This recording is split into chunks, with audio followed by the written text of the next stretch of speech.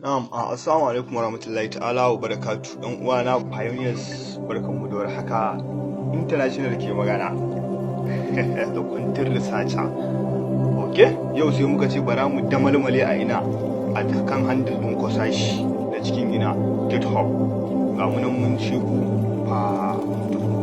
gashi nan duk integrating ɗin da Kosashi ya riga ya ne a tafiyar Pi Network to the moon. Sai mu dawo mu to hankali ga abubuwa nan wanda ya integrating 8 months ago, 4 months ago, 8 months ago, gashi nan dai abubuwa dai wanda aka wannan.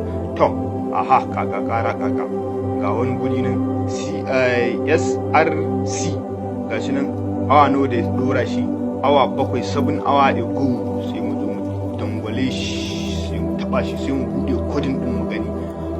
To, gashi nan 7 hours ago. Sai mu taba wow, gashi nan fa mutane masu wannan din GCB, wallahi mutane ku kiyaye. Duk wanda suke zuwa suna ce muku abun ku ba zai kai $10 ko kuma ba zai kai $1 ba, to kusan da sanin cewa suna zuwa suna gaya muku abu ne wanda ba shi bane gaskiyar lamari. Kawai suna gaya muku ne domin ku fito da abun ku zo ku sayi musu abun ku. Ƙaryar banza, ƙaryar wofi ce. Mun sani haka aka ce mu kayan mu farashi, kuma mun mai farashin mu gashi nan value din da muka bashi shine 314159. gashi nan fixing value of Picoin in USD in United States dollar. Gashi nan to dan haka ga kuma supply din sa, total supply din sa of Picoin 100 billion. Gashi nan sai kuma menene, ga komai nan dai, ga abubuwa nan an riga an dora shi, ga USDT nan an riga an yi wannan din, ga asset nan wanda aka zo aka dora, ga Bitcoin nan, Ethereum, United States dollar, Tether da kamfanin Tether, United States USDT. Kun san USDT daban, USDC daban, USD daban.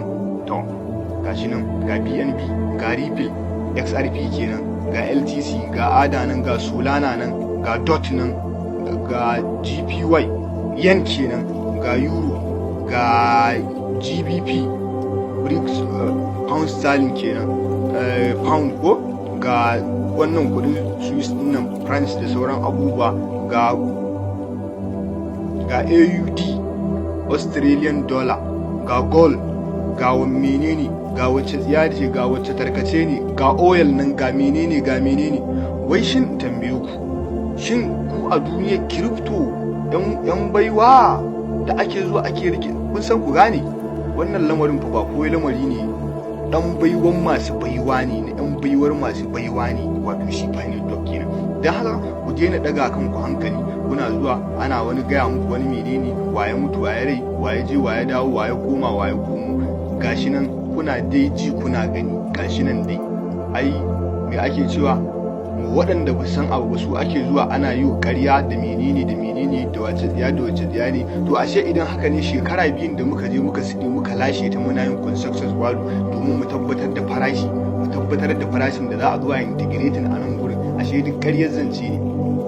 To ku dinga tunani mana, shekara nawa muka yi a nan gurin muna faman abu daya. To gashi nan kowa sai ya je ya duba ya gani. Me ake cewa ruwa cikin cokali ya ishi mai hankali yayi wanka. You have to be very very careful, gane kusan menene a hannu. Pi Network 314159 shine farashinsa, shine value din da aka bashi, shine wanda aka je aka yi good and services da shi, wanda mu mutanen mu har yau har kwanan kama yadda ma mutanen mu, wato saboda an kirkiran mana artificial property shine kawai. Ya Allah ya kyauta. Daga naku a koda yaushe, Muhammad Sani International, kada bidiyon yawa.